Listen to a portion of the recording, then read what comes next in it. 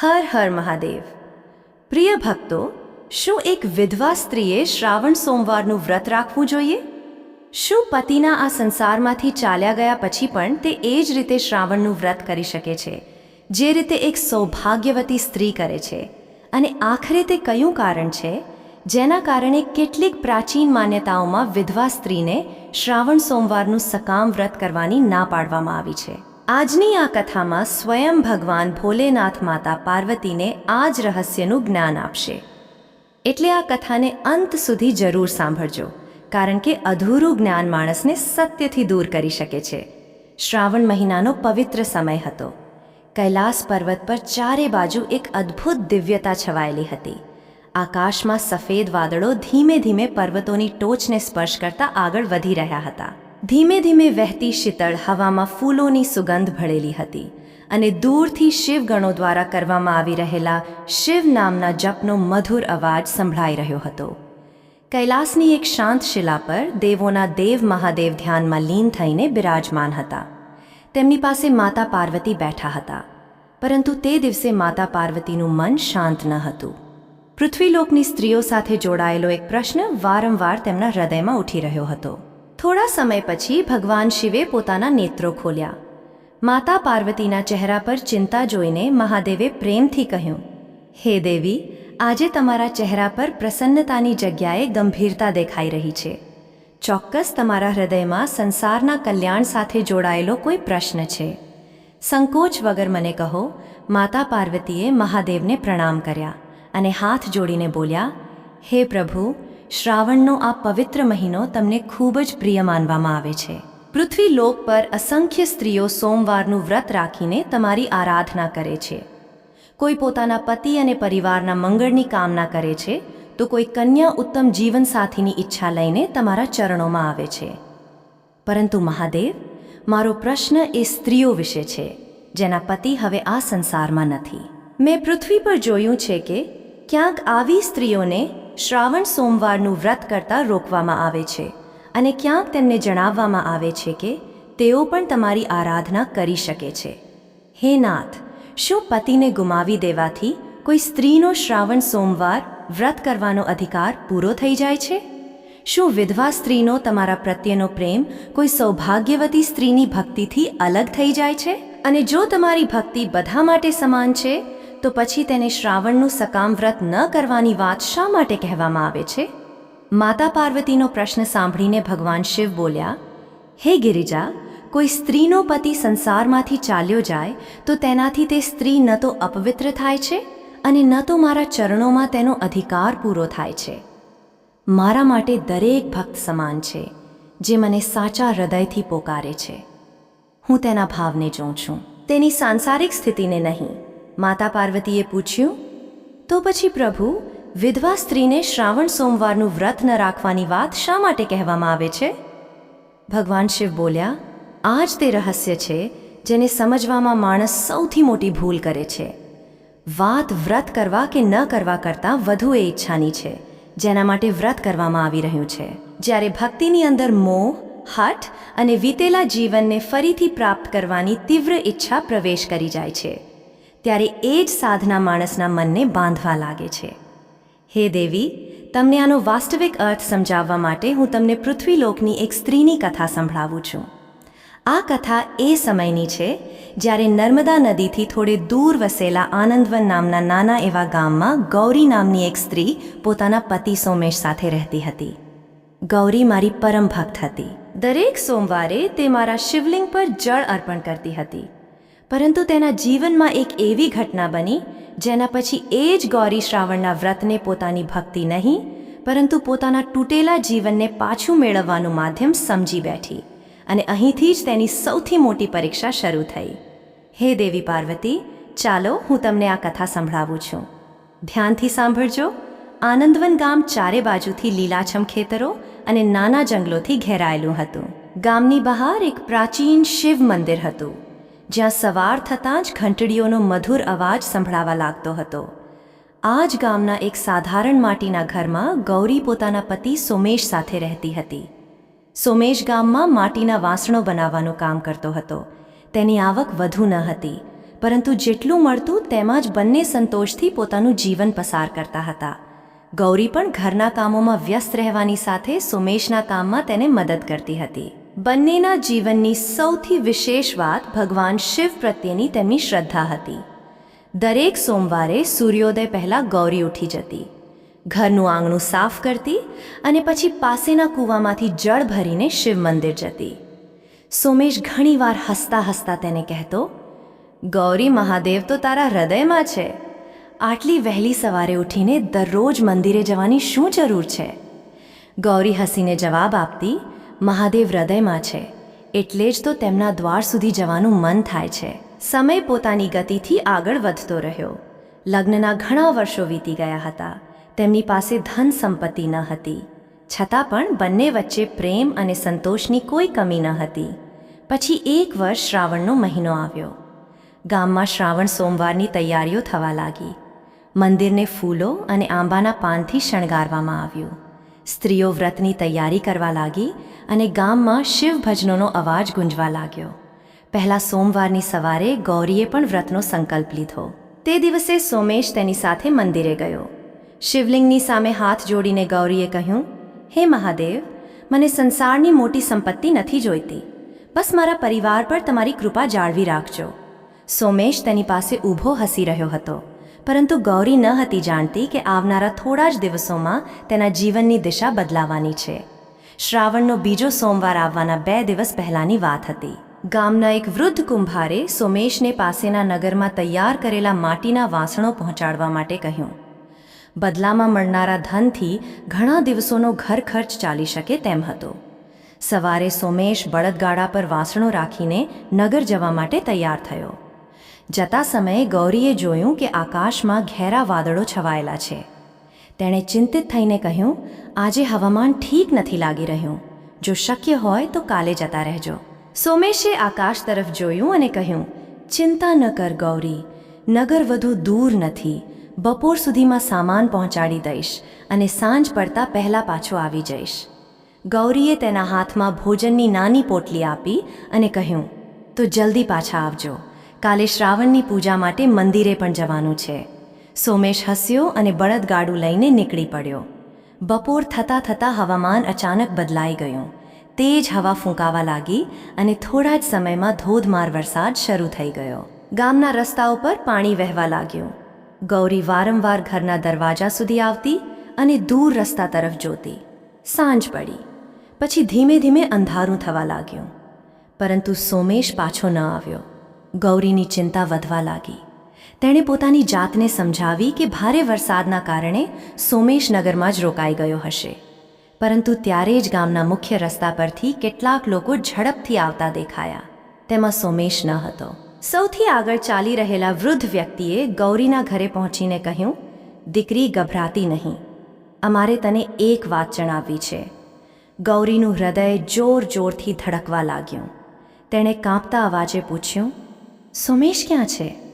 થોડી વાર સુધી કોઈ જવાબ ન આવ્યો. પછી એક યુવક બોલ્યો, નગરથી પાછા ફરતી વખતે નદી પાસેનો જૂનો રસ્તો વરસાદના પાણીથી તૂટી ગયો હતો. સોમેશનું બળદગાડું ત્યાં ફસાઈ ગયું. ગૌરીએ તરત પૂછ્યું, તો તે ક્યાં છે? તમે લોકો તેમને સાથે કેમ ન લાવ્યા? વૃદ્ધ વ્યક્તિએ કહ્યું, ગાડામાં બાંધેલા પશુઓને બચાવવાનો પ્રયાસ કરતી વખતે તેમનો પગ લપસી ગયો અને તે પાણીના તેજ પ્રવાહમાં તણાઈ ગયા. ગામના ઘણા લોકો તેમને શોધી રહ્યા છે. આ સાંભળતા જ ગૌરીના હાથમાંથી દીવડો છૂટીને જમીન પર પડી ગયો, પરંતુ તેણે કોઈની વાત માનવાની ના પાડી દીધી. તે બોલી, ના, જ્યાં સુધી હું જાતે સોમેશને ન જોઈ લઉં ત્યાં સુધી હું કોઈની વાત નહીં માનું. તેમણે મને કહ્યું હતું કે તે પાછા આવશે. ગૌરી તે જ રાત્રે કેટલાક ગામવાળાઓ સાથે નદી તરફ નીકળી પડી. વરસાદ ઓછો થઈ ગયો હતો, પરંતુ નદીનો પ્રવાહ હજુ પણ ખૂબ જ તેજ હતો. હાથમાં મશાલ લઈને લોકો નદી કિનારે સોમેશને શોધતા રહ્યા. આખી રાત વીતી ગઈ. બીજા દિવસે સવારે નદીથી ખૂબ દૂર એક વૃક્ષના મૂળ પાસે સોમેશનો મૃતદેહ મળ્યો. ગૌરી ત્યાં પહોંચી તો થોડી વાર સુધી સંપૂર્ણપણે શાંત ઊભી રહી. જાણે તેની આંખો સામે જે હતું તેને તેનું મન સ્વીકારી જ નહોતું શકતું. પછી તે ધીમે ધીમે સોમેશ પાસે બેઠી અને તેનો હાથ પોતાના હાથમાં લઈને બોલી, તમે કહ્યું હતું કે સૂર્યાસ્ત પહેલાં પાછા આવી જશો, તો પછી આટલું મોડું કેમ કરી દીધું? આસપાસ ઊભેલા લોકોની આંખો ભીની થઈ ગઈ. તે દિવસ પછી ગૌરીના જીવનની દિશા બદલાઈ ગઈ. પછી અંતિમ સંસ્કાર બાદ થોડા દિવસો સુધી તેણે પોતાની જાતને પોતાના ઘર પૂરતી સીમિત કરી લીધી. જે શિવ મંદિરમાં ક્યારેક તે પ્રસન્ન મનથી જતી હતી, ત્યાં જવાનું પણ તેણે લગભગ છોડી દીધું. તેના મનમાં ભગવાન શિવ પ્રત્યેની શ્રદ્ધા પૂરી ન હતી થઈ, પરંતુ તે શ્રદ્ધા સાથે એક પ્રશ્ન જોડાઈ ગયો હતો. જ્યારે મેં મહાદેવ પાસે મારા પરિવારની રક્ષા માંગી હતી, ત્યારે તેમણે સોમેશને મારાથી કેમ છીનવી લીધો? ધીમે ધીમે 1 વર્ષ વીતી ગયું. પછી શ્રાવણ પાછો આવ્યો. એ જ વાદળો, એ જ વરસાદ, એ જ મંદિરની ઘંટડીઓ અને એ જ સોમવારની તૈયારીઓ. પરંતુ આ વખતે ગૌરીનો સંસાર પહેલાં જેવો ન હતો. શ્રાવણના પહેલા સોમવારથી 1 દિવસ પહેલાં ગામની કેટલીક સ્ત્રીઓ તેના ઘરે આવી. તેઓ બીજા દિવસના વ્રત અને પૂજનની ચર્ચા કરી રહી હતી. તેમના ગયા પછી ગૌરી ઘણી વાર સુધી એકલી બેસી રહી. ત્યારે જ તેની નજર ઘરની એક જૂની પેટી પર પડી. તેણે પેટી ખોલી. અંદર પૂજાની એ જ નાની થાળી રાખી હતી, જેનાથી તેણે ગયા વર્ષે સોમેશ સાથે શ્રાવણના પહેલા સોમવારે ભગવાન શિવની પૂજા કરી હતી. ગૌરીએ કાંપતા હાથે એ થાળી ઉઠાવી. તેની આંખોમાંથી આંસુ વહેવા લાગ્યા. તેણે શિવલિંગ તરફ જોતા કહ્યું, મહાદેવ ગયા શ્રાવણમાં પત્ની બનીને તમારી સામે આવી હતી. આજે મારા જીવનમાંથી એ સંબંધ જ ચાલ્યો ગયો, જેના મંગળ માટે હું વ્રત કરતી હતી. પછી તેના મનમાં અચાનક એક પ્રશ્ન ઉઠ્યો, પરંતુ સોમેશના ચાલ્યા જવાથી શું મારો અને તમારો સંબંધ પણ બદલાઈ ગયો? આ જ પ્રશ્ને તે રાત્રે ગૌરીને ઊંઘવા ન દીધી અને સવાર થતાં સુધીમાં તેણે એક એવો નિર્ણય લઈ લીધો હતો જેનો વાસ્તવિક અર્થ તેને પોતાને પણ ખબર ન હતો. આખી રાત ગૌરીના મનમાં એક જ પ્રશ્ન ફરતો રહ્યો. ક્યારેક તે ભગવાન શિવની નાની મૂર્તિને જોતી, તો ક્યારેક પોતાના હાથમાં રાખેલી એ જૂની પૂજાની થાળીને, જેનાથી તેણે ક્યારેક સોમેશ સાથે શ્રાવણ સોમવારની પૂજા કરી હતી. સવાર થવાના થોડા સમય પહેલાં જ તેણે મનમાં નક્કી કરી લીધું, હું આ વખતે પણ શ્રાવણ સોમવારનું વ્રત રાખીશ. સૂર્યોદય થતાં જ ગૌરી ઘરની સાફ સફાઈ કરવા લાગી.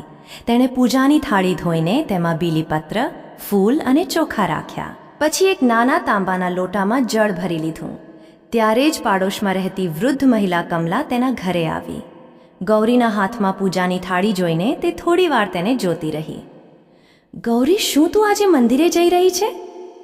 ગૌરીએ શાંત અવાજે કહ્યું, હા કાકી, આજે શ્રાવણનો પહેલો સોમવાર છે. હું વ્રત રાખીશ અને મહાદેવનો જળાભિષેક કરીશ. કમલાના ચહેરાના ભાવ બદલાઈ ગયા. તે ગૌરીની પાસે આવી અને બોલી, દીકરી, ભગવાન શિવની પૂજા કરતા તને કોણ રોકી શકે છે? પરંતુ તું એ જ શ્રાવણ સોમવારનું વ્રત કરવા જઈ રહી છે જે પહેલાં સોમેશના રહેતા કરતી હતી. ગૌરીએ તરત જવાબ આપ્યો, કેમ કાકી, શું હવે હું મહાદેવની ભક્ત નથી રહી? કમલાએ સમજાવતા કહ્યું, મેં એવું ક્યારે કહ્યું? ભક્તિ અને કોઈ વિશેષ કામનાથી કરવામાં આવતા વ્રતમાં તફાવત હોય છે. તારી પરિસ્થિતિ હવે પહેલાં જેવી નથી રહી, એટલે કોઈ જ્ઞાની પાસેથી આની યોગ્ય રીત પૂછી લેવી સારી રહેશે. પરંતુ ગૌરીના મનમાં ઘણા મહિનાઓથી દબાયેલું દુઃખ અચાનક બહાર આવી ગયું. તેણે કહ્યું, જ્યારે સોમેશ જીવિત હતા ત્યારે કોઈએ ન પૂછ્યું કે હું કયા ભાવથી વ્રત રાખી રહી છું. ત્યારે બધા કહેતા હતા કે સોમવારનું વ્રત રાખ, મહાદેવ તારા પતિની રક્ષા કરશે. આજે સોમેશ નથી તો અચાનક મારું વ્રત ખોટું કેવી રીતે થઈ ગયું? કમલા નિરુત્તર થઈને ગૌરીને જોવા લાગી. તેણે માત્ર આટલું જ કહ્યું, હું તને મહાદેવથી દૂર નથી કરી રહી દીકરી. બસ એટલું કહી રહી છું કે દુઃખમાં લેવાયેલો દરેક સંકલ્પ ભક્તિનો સંકલ્પ હોય તે જરૂરી નથી. પરંતુ ગૌરી તે સમયે આ વાતનો અર્થ ન સમજી શકી. તે પૂજાની થાળી લઈને મંદિર તરફ ચાલી નીકળી. રસ્તામાં તેણે જોયું કે અનેક વિવાહિત સ્ત્રીઓ પોતાના પરિવાર સાથે મંદિરે જઈ રહી હતી. કોઈના હાથમાં પૂજાની ટોપલી હતી તો કોઈના હાથ પર મહેંદી રચેલી હતી. કોઈ પોતાના પતિ સાથે હસતા હસતા આગળ વધી રહી હતી. આ દ્રશ્યો જોઈને ગૌરીને પાછલા શ્રાવણની યાદો ઘેરવા લાગી. તેને યાદ આવ્યું કે આ જ રસ્તા પર સોમેશ તેની સાથે ચાલ્યો હતો. તેની આંખો ભરાઈ આવી. મંદિરે પહોંચીને ગૌરી સૌથી પાછળ જઈને ઊભી રહી ગઈ. જ્યારે તેનો વારો આવ્યો ત્યારે તેણે શિવલિંગ પર ધીમે ધીમે જળ અર્પણ કર્યું. તેના હોઠ શિવ નામનો ઉચ્ચાર કરી રહ્યા હતા. પરંતુ મન વારંવાર સોમેશની યાદોમાં પાછું ફરી રહ્યું હતું. થોડીવાર પછી તેણે આંખો બંધ કરી અને મનમાં ને મનમાં કહ્યું, હે મહાદેવ, જો મારી ભક્તિમાં થોડી પણ શક્તિ છે તો મને કોઈ એવો સંકેત આપો જેનાથી મને વિશ્વાસ થઈ જાય કે સોમેશ મારાથી સંપૂર્ણપણે દૂર નથી થયા. હું તેમને પાછા નથી માંગી શકતી, આ હું જાણું છું, પરંતુ મારું એ સુખ, મારી એ પ્રસન્નતા, મારું જૂનું જીવન, તેમાંથી કંઈક તો મને પાછું આપી દો. આ જ એક ક્ષણ હતી જ્યારે તેના વ્રતનો ઉદ્દેશ્ય બદલાવા લાગ્યો. તે મહાદેવની આરાધના કરી રહી હતી, પરંતુ તેની અંદર ક્યાંક ને ક્યાંક ભૂતકાળને પકડી રાખવાની ઈચ્છા પણ છુપાયેલી હતી. પૂજા પૂરી કરીને ગૌરી મંદિરના એક ખૂણામાં બેસી ગઈ. તે જ સમયે તેની નજર સામે પૂજા કરતી એક નવવિવાહિત સ્ત્રી પર પડી. તે પોતાના પતિ સાથે શિવલિંગ પર જળ ચઢાવી રહી હતી. ગૌરીએ તેમને જોયા તો તેને સોમેશની યાદ આવી ગઈ. તેના મનમાં અચાનક વિચાર આવ્યો, ક્યારેક હું પણ આવી જ હતી. બીજી જ ક્ષણે તેણે પોતાની આંખો નીચે કરી લીધી. તે કોઈનું ખરાબ નહોતી ઈચ્છતી, છતાં પણ બીજાનું સુખ જોઈને તેને પોતાનું દુઃખ વધુ મોટું દેખાવા લાગ્યું હતું. તે દિવસે ગૌરીએ અન્ન ગ્રહણ ન કર્યું. બપોર વીતી પછી સાંજ થઈ ગઈ. નબળાઈ હોવા છતાં તેણે પોતાની જાતને સમજાવી કે જેટલું કઠિન વ્રત હશે, મહાદેવ એટલી જ જલ્દી તેની પોકાર સાંભળશે. રાત્રે તેણે દીવો પ્રગટાવીને ફરીથી શિવજીની સામે બેસીને જપ કરવાનું શરૂ કર્યું. પરંતુ થોડા જ સમયમાં તેનું ધ્યાન તૂટી ગયું. મનમાં એક પ્રશ્ન ઉઠ્યો, જો મારા વ્રતથી સોમેશની રક્ષા નહોતી થઈ તો હું આજે આ વ્રત કેમ કરી રહી છું? બીજો વિચાર આવ્યો, કદાચ ગયા વખતે મારી સાધનામાં કોઈ કમી રહી ગઈ હતી. ગૌરીએ માળાને વધુ મજબૂતાઈથી પકડી લીધી. તેણે નક્કી કર્યું કે આવતા સોમવારે તે આનાથી પણ કઠિન વ્રત કરશે. પહેલો સોમવાર વીતી ગયો, પરંતુ જે શાંતિની આશા લઈને ગૌરીએ વ્રત કર્યું હતું તે તેને ન મળી. ઉલટું સોમેશની જૂની યાદો વધુ તીવ્ર બની ગઈ. બીજા સોમવારે તેણે સૂર્યોદય પહેલાં જ પૂજા શરૂ કરી દીધી. આ વખતે તેણે આખો દિવસ જળ પણ ગ્રહણ ન કરવાનો સંકલ્પ કરી લીધો. બપોર થતાં થતાં તેનું શરીર નબળું પડવા લાગ્યું. પાસે રહેતી કમલાએ તેને જોઈ તો તરત જ પાણીનું વાસણ લઈને આવી અને બોલી, ગૌરી, તારું શરીર કાંપી રહ્યું છે, થોડું જળ ગ્રહણ કરી લે. ગૌરીએ ના પાડી દીધી. ના કાકી, મેં મહાદેવને વચન આપ્યું છે. કમલાએ કહ્યું, મહાદેવ તારી શ્રદ્ધા ઈચ્છે છે, તારું શરીર નષ્ટ કરવાનું નહીં. પરંતુ ગૌરી ન માની.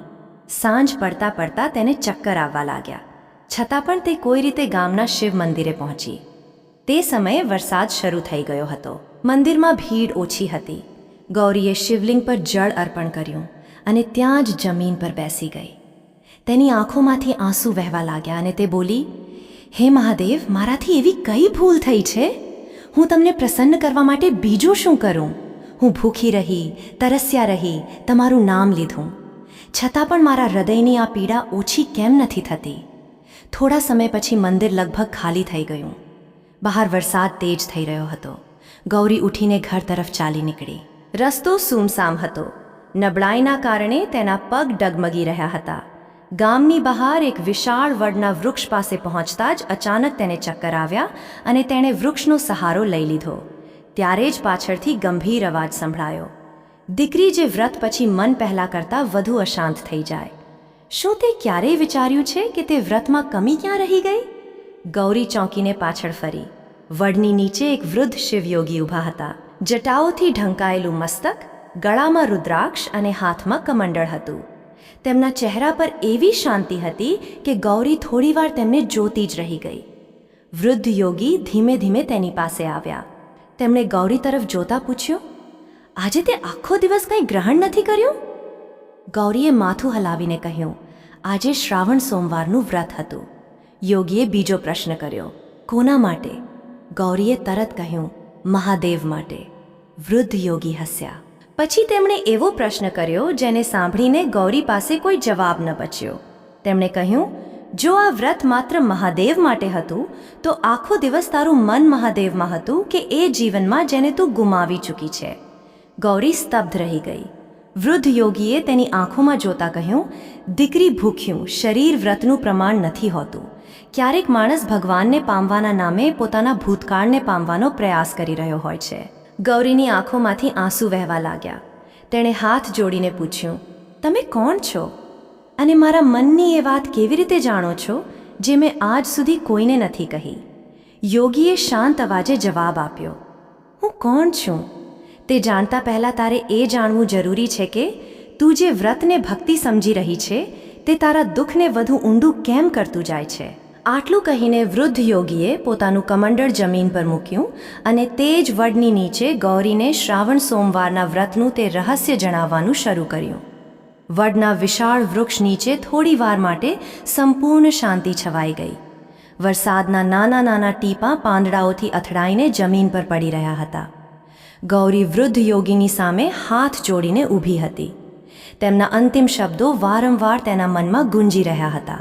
તું જે વ્રતને ભક્તિ સમજી રહી છે તે તારા દુઃખને વધુ ઊંડું કેમ કરતું જાય છે? ગૌરીએ ભીની આંખોથી પૂછ્યું. હે મહાત્મા, જો મારાથી કોઈ ભૂલ થઈ છે તો કૃપા કરીને મને જણાવો. મેં તો એવું જ સાંભળ્યું હતું કે શ્રાવણ સોમવારનું વ્રત કરવાથી મહાદેવ પ્રસન્ન થાય છે, એટલે જ મેં ભૂખ અને તરસ સહન કરીને તેમની આરાધના કરી. તો પછી મારી સાધનામાં એવો કયો દોષ રહી ગયો? વૃદ્ધ યોગીએ શાંત અવાજે કહ્યું, દીકરી, તારી ભૂલ મહાદેવની પૂજા કરવામાં નથી. તારી ભૂલ પોતાની જાતને કષ્ટ આપીને એ માની લેવામાં છે કે જેટલું વધુ શરીર દુઃખ પામશે એટલી જ મોટી ભક્તિ હશે. ગૌરી ધ્યાનપૂર્વક તેમની વાત સાંભળવા લાગી. યોગીએ કહ્યું, તે આજે જળ પણ ગ્રહણ નથી કર્યું. શરીર કાંપતું રહ્યું, છતાં પણ તે તેને ભક્તિ સમજીને સહન કર્યું. પરંતુ આખો દિવસ તારા મનમાં શું ચાલતું રહ્યું? ગૌરીએ માથું નમાવી દીધું. થોડી વાર પછી ધીમા અવાજે બોલી, મને સોમેશની યાદ આવતી રહી અને જ્યારે તે બીજી સ્ત્રીઓને તેમના પતિઓ સાથે મંદિરમાં જોઈ. આ પ્રશ્ન સાંભળીને ગૌરી મૌન થઈ ગઈ. યોગીએ ફરી પૂછ્યું, શું તારા હૃદયમાં પોતાના જૂના જીવનને જોઈને પ્રસન્નતા આવી કે પોતાનું ખોવાયેલું જીવન યાદ કરીને પીડા વધુ વધી ગઈ? હવે ગૌરી પાસે છુપાવવા માટે કંઈ ન હતું. તેણે રડતા રડતા કહ્યું, મને મારું જૂનું જીવન યાદ આવી ગયું હતું. હું કોઈ સ્ત્રીનું ખરાબ નથી ઈચ્છતી, પરંતુ તેમને જોઈને મારા મનમાં એ જ આવે છે કે જે સુખ તેમની પાસે છે તે ક્યારેક મારી પાસે પણ હતું. પછી મહાદેવે મારાથી તે સુખ કેમ છીનવી લીધું? વૃદ્ધ યોગીએ કહ્યું, આ જ તારી અશાંતિનું મૂળ છે. દીકરી, તું મહાદેવની સામે બેસે ચોક્કસ છે, પરંતુ તારું મન વારંવાર એ દ્વાર પર પાછું ફરે છે જેને સમય બંધ કરી ચૂક્યો છે. ગૌરીની આંખોમાંથી આંસુ વહેવા લાગ્યા. તે બોલી, તો શું પોતાના પતિને યાદ કરવા પાપ છે? યોગીએ તરત કહ્યું, ના દીકરી, પ્રેમની યાદ પાપ કેવી રીતે હોઈ શકે? કોઈ પોતાનાના ચાલ્યા જવા પર દુઃખ થવું માણસના સ્વભાવનો ભાગ છે, પરંતુ યાદ અને મોહમાં તફાવત હોય છે. યાદ પ્રેમને હૃદયમાં સન્માન આપે છે, જ્યારે મોહ માણસ પાસે વારંવાર એ જ માંગે છે જેને વર્તમાનમાં પાછું લાવવું તેના હાથમાં નથી. ગૌરી પહેલીવાર તેમની વાતોમાં પોતાના પ્રશ્નોનો જવાબ શોધવા લાગી. તેણે પૂછ્યું, પરંતુ ગામની કેટલીક સ્ત્રીઓ કહે છે કે પતિના ચાલ્યા ગયા પછી મારા જેવી સ્ત્રીએ શ્રાવણ સોમવારનું વ્રત જ ન કરવું જોઈએ. શું તેઓ સાચું કહે છે? વૃદ્ધ યોગી થોડીવાર શાંત રહ્યા. પછી બોલ્યા, જો કોઈ તને એમ કહે કે પતિના ચાલ્યા જવાના કારણે મહાદેવના દ્વાર તારા માટે બંધ થઈ ગયા તો તે શિવના સ્વરૂપને નથી સમજતો. શિવ એ વ્યક્તિના પણ છે જેની પાસે આખો પરિવાર છે, અને તેના પણ છે જેના જીવનમાં કોઈ સહારા નથી બચ્યા. કોઈ સ્ત્રી માત્ર પોતાની વૈવાહિક સ્થિતિ બદલાઈ જવાથી અશુદ્ધ કે ભક્તિના અયોગ્ય નથી થઈ જતી. ગૌરીએ આશ્ચર્યથી તેમની તરફ જોયું અને બોલી, તો પછી મને વ્રત કરતા કેમ રોકવામાં આવી? યોગી બોલ્યા, કારણ કે સમયની સાથે માણસોએ વ્રતના ભાવ અને સામાજિક પરંપરાઓને એકબીજામાં ભેળવી દીધી. શ્રાવણ સોમવારની કેટલીક લોક પરંપરાઓ પતિના મંગળ, વૈવાહિક સુખ અથવા ઉત્તમ જીવનસાથીની કામના સાથે જોડાઈ ગઈ. એટલે જ ઘણા લોકોએ એ માની લીધું કે જેના પતિનું મૃત્યુ થઈ ચૂક્યું છે તેના માટે શ્રાવણ સોમવારનો કોઈ અર્થ જ નથી રહ્યો. પરંતુ આ અધૂરો વિચાર છે. ગૌરીએ પૂછ્યું, અધૂરો કેવી રીતે? યોગીએ જવાબ આપ્યો, કારણ કે મહાદેવની ઉપાસના માત્ર લગ્ન કે સાંસારિક ઈચ્છાઓ માટે નથી થતી. શિવની આરાધના આત્મિક શાંતિ, વિવેક, ભક્તિ અને અંદરના બંધનોમાંથી મુક્તિ માટે પણ કરવામાં આવે છે. પછી યોગીએ જમીન પર પડેલું એક સૂકું પાંદડું ઉઠાવ્યું. તેમણે પાંદડું ગૌરીની સામે મૂકતા કહ્યું, આ પાંદડાને જો. એક સમયે આ વૃક્ષની લીલી ડાળી પર હતું. ઋતુ બદલાઈ અને આ ડાળીથી અલગ થઈ ગયું. જો આ પાંદડું જીવનભર એ જ પ્રશ્ન કરતું રહે કે હું એ જ ડાળી પર પાછું કેમ નથી જઈ શકતું, તો શું ઋતુનું ચક્ર રોકાઈ જશે? ગૌરીએ કહ્યું, ના. યોગી બોલ્યા, માણસનું જીવન પણ પરિવર્તનથી ભરેલું છે. પરિવર્તનને સ્વીકારવું એ વિતેલા પ્રેમનું અપમાન નથી. આનો અર્થ માત્ર એટલો છે કે માણસ પોતાના વર્તમાન જીવનને પણ ઈશ્વર તરફ લઈ જવાનું શીખી રહ્યો છે. ગૌરીએ પોતાના આંસુ લૂછ્યા અને પૂછ્યું, તો મારે શ્રાવણ સોમવારનું વ્રત કયા ઉદ્દેશ્યથી કરવું જોઈએ? યોગીએ કહ્યું, પહેલા વ્રતના 2 ભાવોનો તફાવત સમજ, સકામ અને નિષ્કામ. જ્યારે માણસ ઈશ્વરની આરાધના કોઈ ચોક્કસ સાંસારિક ઈચ્છાની પૂર્તિ માટે કરે છે તો તે સકામ ભાવ કહેવાય છે. કોઈ ધન ઈચ્છે છે, કોઈ સંતાન, કોઈ વૈવાહિક સુખ, કોઈ વિશેષ ઈચ્છાની પૂર્તિ. આવી પ્રાર્થનાઓ ગૃહસ્થ જીવનનો ભાગ હોઈ શકે છે, પરંતુ નિષ્કામ ભક્તિમાં ભક્ત ભગવાન સાથે સોદો નથી કરતો. તે એવું નથી કહેતો કે મેં આટલા કલાક ભૂખ સહન કરી છે એટલે હવે મારી ઈચ્છા પૂરી કરો. તે પોતાની સાધનાને સમર્પણ બનાવે છે. ગૌરીએ પૂછ્યું, અને મારા માટે નિષ્કામ ભાવ શું હશે? વૃદ્ધ યોગીએ જવાબ આપ્યો, તું જો શ્રાવણ સોમવારે મહાદેવની આરાધના કરવા ઈચ્છે તો કરી શકે છે, પરંતુ પોતાના હૃદયમાં આ હઠ લઈને ન બેસતી કે મહાદેવ તને તારું વીતેલું જીવન કોઈ રૂપમાં પાછું આપે. તેમને એ ન પૂછતી કે બીજા પાસે જે છે તે તારી પાસે કેમ નથી. તેમને કહેજે કે હે મહાદેવ, જે બદલી નથી શકતું તેને સ્વીકારવાની શક્તિ આપો. મારી અંદર જે દુઃખ છે તેને ભક્તિમાં બદલવાની બુદ્ધિ આપો. મારા હૃદયમાંથી ક્રોધ અને ફરિયાદ દૂર કરો. મને એવું જીવન આપો જેમાં હું મારા કર્મ, સેવા અને તમારી ભક્તિના માધ્યમથી આગળ વધી શકું. ગૌરીના ચહેરા પર પહેલીવાર થોડી શાંતિ દેખાઈ, પરંતુ તેના મનમાં હજુ એક મોટો પ્રશ્ન બાકી હતો. તેણે પૂછ્યું, હે મહાત્મા, જો નિષ્કામ ભક્તિ જ શ્રેષ્ઠ છે તો શું મારા જેવી સ્ત્રીએ પોતાના જીવનમાં ફરી ક્યારેય કોઈ સાંસારિક સુખની ઈચ્છા ન કરવી જોઈએ? શું પતિના ચાલ્યા ગયા પછી સ્ત્રીનું આખું જીવન માત્ર દુઃખ, ત્યાગ અને વૈરાગ્યમાં જ વીતવું જોઈએ? વૃદ્ધ યોગીના ચહેરા પર ગંભીર ભાવ આવી ગયો. તેમણે કહ્યું, ના દીકરી, આ જ બીજી મોટી ભૂલ છે જે સમાજ ઘણીવાર ધર્મના નામે કરતો આવ્યો છે. ગૌરી ચોંકી ગઈ. યોગી આગળ બોલ્યા, વૈરાગ્યનો અર્થ જીવનથી મોઢું ફેરવી લેવું નથી. અને કોઈ સ્ત્રીનો પતિ સંસારમાંથી ચાલ્યો જાય તો તેનો અર્થ એ પણ નથી કે તેના જીવનની બધી પ્રસન્નતાઓ, સન્માન અને ઈચ્છાઓ તે જ દિવસે પૂરી થઈ ગઈ. શિવ જીવનનો ત્યાગ નથી શીખવતા, તેઓ બંધનનો ત્યાગ શીખવે છે. ગૌરી સ્તબ્ધ થઈને તેમને જોતી રહી. વૃદ્ધ યોગીએ કહ્યું, એટલે તારે એક બીજું રહસ્ય સમજવું પડશે. તારો આવતો સોમવાર માત્ર ઉપવાસનો દિવસ નહીં હોય. તે દિવસે તારે પોતાની અંદર વર્ષોથી બંધ એક દ્વાર ખોલવું પડશે. ગૌરીએ પૂછ્યું, કયું દ્વાર? યોગીએ પોતાના કમંડળમાંથી થોડું જળ હથેળી પર લીધું અને કહ્યું, જે દિવસે તું આ જળને મહાદેવ પર ચઢાવતી વખતે પોતાના ભૂતકાળને પાછું માંગવાને બદલે પોતાના વર્તમાન જીવનને સ્વીકારી શકીશ, તે જ દિવસે તારું સાચું શ્રાવણ વ્રત શરૂ થશે. આટલું કહીને વૃદ્ધ યોગી આગળ વધવા લાગ્યા. ગૌરીએ તરત તેમને પોકાર્યા, મહાત્મા થોભો, તમે મને આટલું જ્ઞાન આપ્યું પરંતુ પોતાનું નામ તો જણાવ્યું જ નહીં. વૃદ્ધ યોગીના ડગલા રોકાઈ ગયા. તેમણે પાછળ ફરીને ગૌરી તરફ જોયું અને ધીમા સ્મિત સાથે માત્ર આટલું જ કહ્યું, આવતા સોમવારે મહાદેવની સામે જળ લઈને બેસજે. તને મારા નામ કરતાં વધુ મહત્વપૂર્ણ તારા પ્રશ્નનો જવાબ મળી જશે. અને આટલું કહીને તેઓ વરસાદમાં આગળ વધી ગયા. ગૌરી ઘણીવાર સુધી તેમને જતા જોતી રહી. તે રાત્રે પહેલીવાર તેણે ભોજન ન કરવાનો સંકલ્પ ન લીધો. તેણે માત્ર એક સંકલ્પ લીધો, આવતા સોમવારે હું મહાદેવ પાસે કંઈ પાછું નહીં માંગું. પરંતુ ગૌરી ન હતી જાણતી કે આવતો સોમવાર તેના માટે માત્ર એક વ્રત નહીં, પરંતુ એવી પરીક્ષા લઈને આવવાનો હતો જેમાં તેણે પોતાના જીવનની સૌથી પ્રિય યાદ અને પોતાના વર્તમાનમાંથી કોઈ એકને પકડી રાખવાનો નિર્ણય કરવાનો હતો. વૃદ્ધ યોગી સાથે થયેલી તે મુલાકાત પછી ગૌરીની અંદર કંઈક બદલાવા લાગ્યું હતું. વર્ષોથી તેના મનમાં જે પ્રશ્નો દબાયેલા હતા તે પૂરા તો નહોતા થયા, પરંતુ હવે તે તેમને એક અલગ નજરથી જોવા લાગી હતી. આવતા થોડા દિવસો સુધી તેણે પોતાની જાતને કઠોર ઉપવાસ કે લાંબા અનુષ્ઠાનોમાં ન બાંધી.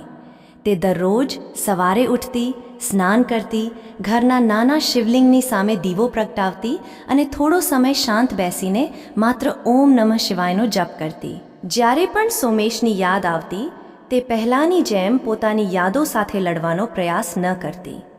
તે મનમાં ને મનમાં કહેતી, મહાદેવ, જે સમય મેં સોમેશ સાથે પસાર કર્યો તેના માટે હું તમારી આભારી છું, પરંતુ જે સમય હવે મારી સામે છે તેને જીવવાની શક્તિ પણ તમે જ આપો.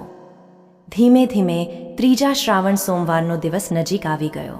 રવિવારની સાંજે ગૌરી પૂજા માટે બિલીપત્ર ભેગા કરી રહી હતી કે ત્યારે જ ગામના એક વૃદ્ધ વ્યક્તિ તેના ઘરે પહોંચ્યા. તેમના હાથમાં કપડામાં વીંટાળેલી કોઈ વસ્તુ હતી. તેમણે ગૌરીને જોતા જ કહ્યું, દીકરી, આ વસ્તુ ઘણા સમય પહેલાં જ તને આપી દેવી જોઈતી હતી, પરંતુ હું હિંમત ન ભેગી કરી શક્યો. ગૌરીએ આશ્ચર્યથી પૂછ્યું, શું છે આમાં? વૃદ્ધે કપડું ખોલ્યું. અંદર માટીથી ખરડાયેલી લાકડાની એક નાની ડબ્બી હતી. ગૌરીએ તેને જોતા જ ઓળખી લીધી. આ તો સોમેશની છે. તેનો અવાજ કાંપી ઉઠ્યો. વૃદ્ધ વ્યક્તિએ કહ્યું, જે દિવસે નદીમાં દુર્ઘટના થઈ હતી તેના થોડા દિવસો પછી આ ડબ્બી તૂટેલા રસ્તા પાસે મળી હતી. તે સમયે તારી સ્થિતિ જોઈને મેં તેને મારી પાસે રાખી લીધી હતી. ગૌરી કાંપતા હાથે ડબ્બી લઈને ઘરની અંદર જતી રહી. તેણે ધીમેથી તેનું ઢાંકણ ખોલ્યું. અંદર કેટલાક સિક્કા, માટીના વાસણોનો હિસાબ લખેલો એક નાનો કાગળ અને લાલ દોરામાં બાંધેલો એક રુદ્રાક્ષ રાખ્યો હતો. ગૌરીએ રુદ્રાક્ષ ઉઠાવ્યો તો તેની આંખો ભરાઈ આવી. તે એ જ રુદ્રાક્ષ હતો જે તેણે લગ્નના થોડા સમય પછી સોમેશને આપ્યો હતો. અચાનક બધી જૂની યાદો પાછી આવી ગઈ. સોમેશનું હાસ્ય, તેનું ઘરથી નીકળવું, સૂર્યાસ્ત પહેલાં પાછા આવવાનું વચન અને પછી નદી કિનારે પસાર કરેલી તે ભયાનક રાત. ગૌરી રુદ્રાક્ષને છાતી સાથે લગાવીને ધ્રુસકે ધ્રુસકે રડવા લાગી. તે ક્ષણે વૃદ્ધ યોગી દ્વારા આપવામાં આવેલું બધું જ્ઞાન જાણે પાછળ છૂટવા લાગ્યું. તેના મનમાં ફરી એ જ ઈચ્છા ઉઠી, કાશ તે એકવાર પાછા આવી જાય. આખી રાત ગૌરી ઊંઘી ન શકી. બીજા દિવસે સવારે શ્રાવણનો ત્રીજો સોમવાર હતો. ગામની સ્ત્રીઓ મંદિર તરફ જઈ રહી હતી, પરંતુ ગૌરી પોતાના ઘરમાં શિવલિંગની સામે બેઠી હતી. તેના એક હાથમાં જળનું વાસણ હતું અને બીજા હાથમાં સોમેશનો રુદ્રાક્ષ. તે જળ અર્પણ કરવા ઈચ્છતી હતી, પરંતુ તેનો હાથ આગળ નહોતો વધી રહ્યો. ત્યારે જ તેને વૃદ્ધ યોગીની વાત યાદ આવી. જે દિવસે તું પોતાના ભૂતકાળને પાછું માંગવાને બદલે વર્તમાનને સ્વીકારી શકીશ, તે જ દિવસે તારું સાચું શ્રાવણ વ્રત શરૂ થશે.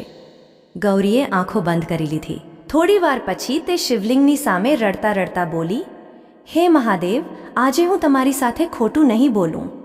મારી અંદર આજે પણ સોમેશને પાછા મેળવવાની ઈચ્છા ઉઠે છે.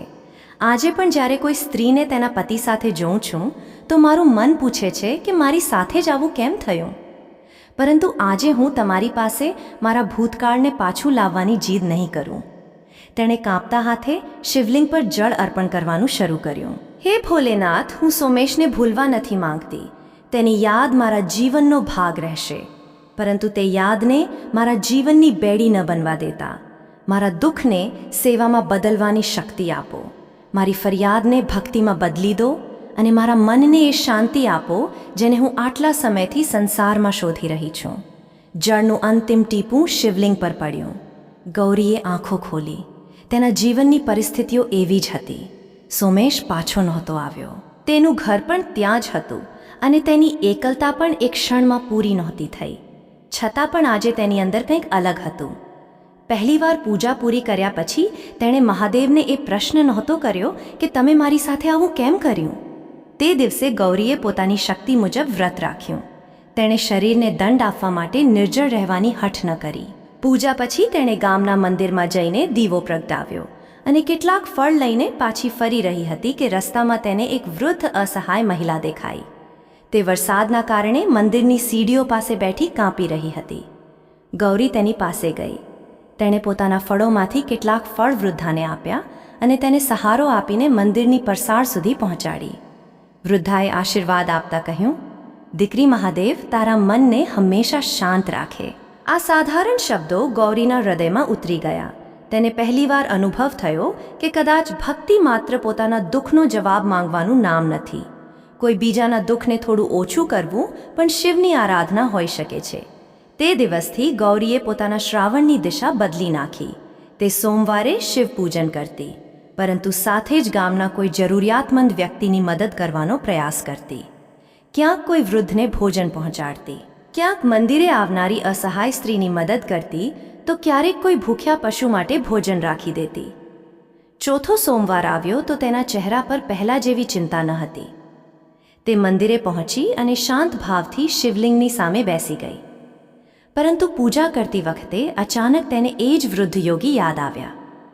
ગૌરીએ મંદિરના પૂજારીને પૂછ્યું, થોડા દિવસ પહેલાં અહીં કોઈ વૃદ્ધ શિવયોગી આવ્યા હતા શું? જટાધારી હતા, ગળામાં રુદ્રાક્ષ હતો અને હાથમાં કમંડળ રાખતા હતા. પૂજારીએ આશ્ચર્યથી કહ્યું, દીકરી, આ શ્રાવણમાં અનેક સાધુ આવ્યા છે. તું કોની વાત કરી રહી છે? ગૌરીએ તેમનું સ્વરૂપ વિસ્તારથી જણાવ્યું. પાસે બેઠેલા એક વૃદ્ધ ભક્ત તેમની વાતચીત સાંભળી રહ્યા હતા. તેઓ અચાનક બોલ્યા, જે વડની પાસે તું તેમને મળી હતી ત્યાં તો આ વર્ષે કોઈ સાધુ રોકાયા જ નથી. ગૌરી ચોંકી ગઈ. તેણે કહ્યું, પરંતુ મેં તેમની સાથે વાત કરી હતી. તેમણે મને વ્રતનો અર્થ સમજાવ્યો હતો. વૃદ્ધ ભક્તે હસીને કહ્યું, તો પછી એ જાણવાની આટલી ચિંતા કેમ છે કે તેઓ કોણ હતા? ક્યારેક મહાદેવ જવાબ આપવા માટે માણસ પાસે જાતે નથી આવતા, પરંતુ કોઈ એવા માધ્યમને મોકલે છે જેને ઓળખવું જરૂરી નથી હોતું. ગૌરીના મનમાં તે દિવસે પહેલીવાર એક વિચિત્ર અનુભૂતિ થઈ. તે તરત શિવલિંગની સામે ગઈ અને હાથ જોડીને ઊભી રહી ગઈ. તે જ સમયે કૈલાસ પર્વત પર માતા પાર્વતી ભગવાન શિવની કથા ખૂબ જ ધ્યાનપૂર્વક સાંભળી રહ્યા હતા. માતા પાર્વતીએ પૂછ્યું, હે મહાદેવ, શું તે વૃદ્ધ યોગી ખરેખર તમે જ હતા? ભગવાન શિવ હસ્યા. તેમણે સીધો જવાબ આપવાને બદલે કહ્યું, હે પાર્વતી, ભક્તને રસ્તો બતાવનાર સ્વરૂપ કોનું હતું? તેનાથી વધુ મહત્વપૂર્ણ એ છે કે તે રસ્તાએ તેની અંદર શું પરિવર્તન કર્યું? માતા પાર્વતીએ કહ્યું, પ્રભુ, હવે હું સમજી રહી છું કે ગૌરીની સમસ્યા તેનું વિધવા હોવું ન હતું. તેની પીડા એટલે વધી રહી હતી, કારણ કે તે વ્રતના માધ્યમથી પોતાના વીતેલા જીવનને પકડી રાખવા માંગતી હતી. મહાદેવ બોલ્યા, તમે સાચું સમજ્યા દેવી. પરંતુ માતા પાર્વતીના મનમાં હજુ પણ મૂળ પ્રશ્નનો અંતિમ જવાબ બાકી હતો. તેમણે હાથ જોડીને પૂછ્યું, હે નાથ, તો તમે આખા સંસારને સ્પષ્ટ રીતે જણાવો. જો કોઈ સ્ત્રીનો પતિ આ સંસારમાંથી ચાલ્યો ગયો હોય તો શ્રાવણ સોમવારમાં તેણે શું કરવું જોઈએ? શું તે વ્રત રાખી શકે છે? જો રાખી શકે છે તો કયા ભાવથી? અને એવી કઈ ભૂલ છે જે તેણે ક્યારેય ન કરવી જોઈએ? ભગવાન શિવ થોડીવાર મૌન રહ્યા. પછી તેમણે કહ્યું, હે પાર્વતી, હવે સમય આવી ગયો છે કે આ કથાના માધ્યમથી સંસાર એ વાતને સમજે જેને લોકો અડધી વાત સાંભળીને પેઢીઓથી અલગ અલગ અર્થ આપતા આવ્યા છે. કારણ કે વિધવા સ્ત્રી માટે શ્રાવણ સોમવારનું સાચું રહસ્ય વ્રત છોડી દેવામાં નથી, પરંતુ તેની પાછળ છુપાયેલા ભાવને ઓળખવામાં છે. અને આ પછી મહાદેવે માતા પાર્વતીને તે અંતિમ ઉપદેશ આપવાનું શરૂ કર્યું, જેમાં ગૌરીની પૂરી કથાનો સાર અને શ્રાવણ સોમવાર સાથે જોડાયેલો વાસ્તવિક સંદેશ છુપાયેલો હતો. કૈલાસ પર્વત પર થોડી વાર માટે ઊંડું મૌન છવાઈ ગયું. માતા પાર્વતી ભગવાન શિવના મુખ તરફ જોઈ રહ્યા હતા. ગૌરીની પૂરી કથા સાંભળ્યા પછી તેમના મનમાં કરુણા પણ હતી અને તે રહસ્યને જાણવાની ઉત્સુકતા પણ, જેના કારણે મહાદેવે આ કથા સંભળાવી હતી. ભગવાન શિવ ગંભીર અવાજે બોલ્યા, હે પાર્વતી, સંસારને સૌથી પહેલાં એ સમજવું જોઈએ કે પતિના આ સંસારમાંથી ચાલ્યા જવા માત્રથી કોઈ સ્ત્રી અપવિત્ર, અશુભ અથવા મારી ભક્તિના અયોગ્ય નથી થઈ જતી. મારા માટે ભક્તની ઓળખ તેના કપડાં, ઘરેણાં કે વૈવાહિક સ્થિતિથી નહીં, પરંતુ તેના હૃદયમાં રહેલી શ્રદ્ધાથી થાય છે.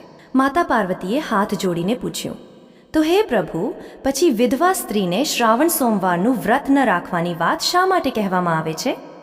મહાદેવ બોલ્યા, હે દેવી, આનું કારણ સમજવા માટે વ્રત અને કામના વચ્ચેનો તફાવત સમજવો જરૂરી છે. સમયની સાથે શ્રાવણ સોમવારના અનેક વ્રત પતિના મંગળ, અખંડ સૌભાગ્ય અથવા મનગમતો જીવનસાથી મેળવવા જેવી કામનાઓ સાથે જોડી દેવામાં આવ્યા. જ્યારે કોઈ સ્ત્રી કોઈ વિશેષ સાંસારિક ફળ મેળવવા માટે વ્રત કરે છે ત્યારે તે સકામ ભાવ કહેવાય છે. પરંતુ જે સ્ત્રીના પતિનું મૃત્યુ થઈ ચૂક્યું હોય, જો તે માત્ર બીજાને જોઈને એ જ કામના, એ જ જૂના વૈવાહિક સુખને પાછું મેળવવાની હઠ અથવા પોતાના વીતેલા જીવન સાથે તુલના કરતાં કરતાં વ્રત કરતી રહે તો આવું વ્રત તેના મનને શાંતિ આપવાની જગ્યાએ તેના મોહ અને પીડાને વધુ વધારી શકે છે. માતા પાર્વતીએ કહ્યું, અર્થાત પ્રભુ દોષ સ્ત્રીની અવસ્થામાં નથી, તેના મનમાં ઉત્પન્ન થતી હઠ અને આસક્તિમાં છે. ભગવાન શિવે કહ્યું, હે ગિરિજા, આ જ આ કથાનું મુખ્ય રહસ્ય છે. જે રીતે ગૌરી પહેલાં સોમવારે મારી પૂજા કરતા હોવા છતાં પોતાના ભૂતકાળથી બંધાયેલી રહી, તે જ રીતે કોઈ પણ માણસ જો પૂજાને ઈશ્વર સાથે સોદો બનાવી લે તો સાધનાનો સાચો ઉદ્દેશ્ય પાછળ છૂટી જાય છે. ભક્ત જો એવું વિચારવા લાગે કે મેં આટલો કઠિન ઉપવાસ કર્યો છે એટલે ઈશ્વરે મારી ઈચ્છા પૂરી કરવી જ પડશે, ત્યારે તે ઉપવાસ તો કરી રહ્યો છે પરંતુ સમર્પણ હજુ પણ તેની અંદર ઉત્પન્ન નથી થયું. માતા પાર્વતીએ પૂછ્યું, તો હે મહાદેવ, જો કોઈ વિધવા સ્ત્રીના હૃદયમાં તમારા પ્રત્યે સાચી શ્રદ્ધા હોય અને તે શ્રાવણ સોમવારે તમારી આરાધના કરવા ઈચ્છે તો તેણે શું કરવું જોઈએ? ભગવાન શિવના ચહેરા પર કરુણામયી હાસ્ય આવી ગયું. તેઓ બોલ્યા, તેને કોણ રોકી શકે છે દેવી? મારું નામ લેવાનો અધિકાર દરેક જીવને છે. તે શ્રાવણ સોમવારે શ્રદ્ધાપૂર્વક સ્નાન કરીને મારું ધ્યાન કરી શકે છે, શિવલિંગ પર સ્વચ્છ જળ અર્પણ કરી શકે છે, બીલીપત્ર ચઢાવી શકે છે, ઓમ નમઃ શિવાયનો જપ કરી શકે છે, પોતાની શક્તિ મુજબ ઉપવાસ કરી શકે છે અને દાન તથા સેવાના માધ્યમથી પોતાના મનને કરુણાથી ભરી શકે છે. પરંતુ તેણે પોતાના શરીરને કારણ વગર કષ્ટ આપવું જરૂરી નથી. ભક્તિનું મૂલ્ય એ વાતથી નથી થતું કે ભક્ત કેટલી વાર ભૂખ્યો તરસ્યો રહ્યો. ભક્તિનું મૂલ્ય તેના ભાવથી થાય છે. પછી મહાદેવ બોલ્યા, જો તેના હૃદયમાં પોતાના સ્વર્ગવાસી પતિની યાદ છે તો તે યાદ પણ અપરાધ નથી. તે તેમના માટે મંગળ અને શાંતિની પ્રાર્થના કરી શકે છે, પરંતુ પોતાની જાતને જીવનભર અપરાધ, અપશુકન કે હિંતાની નજરથી જોવું ધર્મ નથી. તેણે મારી પાસે આ પ્રાર્થના કરવી જોઈએ, હે મહાદેવ, મારા હૃદયને શાંતિ પ્રદાન કરો. જે મારા હાથમાં નથી તેને સ્વીકારવાની શક્તિ આપો. મારી અંદરના ક્રોધ, મોહ અને નિરાશાને દૂર કરો. મને એવો વિવેક આપો કે બાકીના જીવનને હું ડરમાં નહીં, પરંતુ ભક્તિ, સન્માન અને સારા કર્મો સાથે જીવી શકું. માતા પાર્વતીના ચહેરા પર સંતોષ દેખાવા લાગ્યો. તેમણે કહ્યું, હે પ્રભુ, તો કોઈ સ્ત્રીના પતિનું મૃત્યુ થઈ ગયા પછી તેનું જીવન પૂરું માની લેવું પણ યોગ્ય નથી. મહાદેવ બોલ્યા, ક્યારેય નહીં દેવી. મૃત્યુ એક જીવનનો અંત કરી શકે છે, પરંતુ પાછળ રહી ગયેલા માણસના કર્તવ્ય અને જીવનનું મૂલ્ય પૂરું નથી કરતી. વૈરાગ્યનો અર્થ એ નથી કે માણસ હસવાનું છોડી દે, સંસારથી નફરત કરવા લાગે અથવા પોતાની જાતને સુખની અધિકારી ન માને. સાચો વૈરાગ્ય એ મોહને ઓળખવો છે જે માણસને વર્તમાનથી દૂર કરીને માત્ર ભૂતકાળમાં બાંધી રાખે છે. ગૌરીએ સોમેશને ભૂલાવ્યો ન હતો. તેણે માત્ર એ સ્વીકારતા શીખી લીધું હતું કે પ્રેમને જીવંત રાખવા માટે પોતાનું જીવન પૂરું કરી દેવું જરૂરી નથી.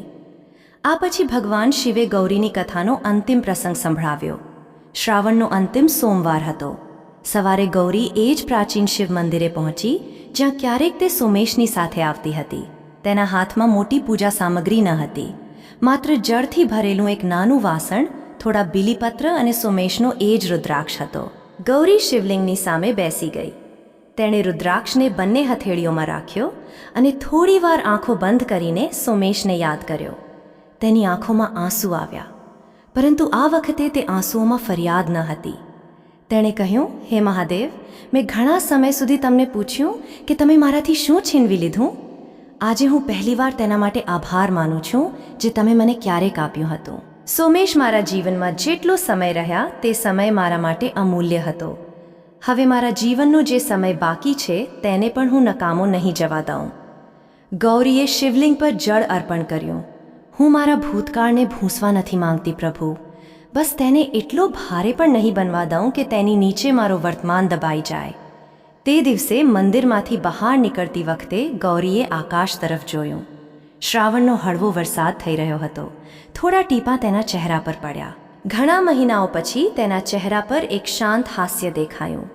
સમય વીતવાની સાથે ગૌરીએ ગામની જરૂરિયાતમંદ સ્ત્રીઓ અને વૃદ્ધ લોકોની મદદ કરવાનું શરૂ કર્યું.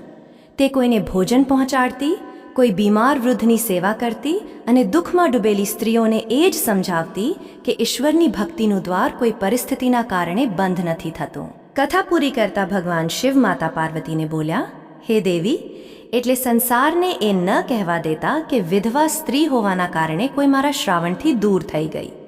જો તે મારી આરાધના કરવા ઈચ્છે તો શ્રદ્ધાથી કરે. હા, જો તેનું વ્રત માત્ર વીતેલા સૌભાગ્યને પાછું મેળવવાની હઠ, બીજા સાથે તુલના અથવા પોતાની જાતને કષ્ટ આપવાનું માધ્યમ બની રહ્યું હોય તો પહેલાં તેણે પોતાના મનના તે ભાવને સમજવો જોઈએ. મારા માટે કઠોર ઉપવાસ કરતાં મોટું નિર્મળ હૃદય છે, દેખાવા કરતાં મોટી શ્રદ્ધા છે અને કોઈ સાંસારિક ઓળખ કરતાં મોટો ભક્તનો પ્રેમ છે.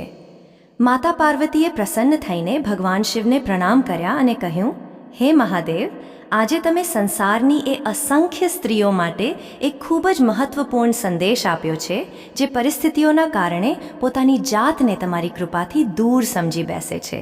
મહાદેવે આશીર્વાદ આપતા કહ્યું, જે માણસ દુઃખમાં પણ મારા પ્રત્યે શ્રદ્ધા રાખે છે, પોતાના જીવનનું સન્માન કરે છે અને પોતાના દુઃખને બીજા માટે કરુણામાં બદલી દે છે, તે મારી ખૂબ જ નજીક છે. એટલે પ્રિય મિત્રો, આ કથાનો સંદેશ કોઈ વિધવા સ્ત્રીને શિવ આરાધનાથી રોકવાનો નથી.